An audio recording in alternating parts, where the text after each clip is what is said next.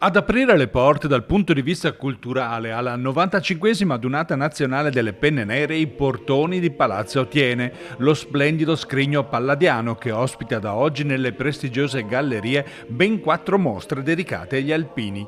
Un inizio che non è solo un assaggio, ma un vero e proprio lancio di questo storico avvenimento per la città berica.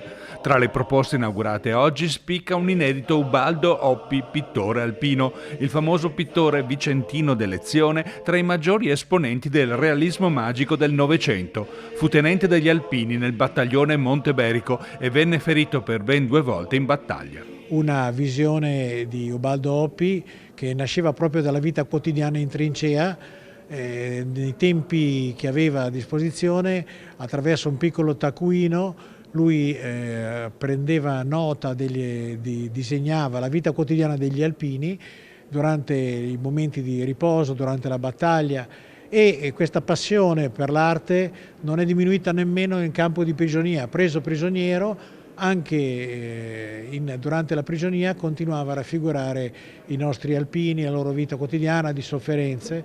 Fino al 15 maggio sarà possibile ammirare in queste sale le diverse prospettive offerte dagli elaborati che tracciano la storia degli alpini, dalla foto al dipinto ai reperti recuperati dai campi di battaglia. Le 4 mostre presentate oggi sono le prime di 22 esposizioni che verranno via via inaugurate durante la manifestazione. L'abbiamo definito un poker di mostre, sono infatti ben 4.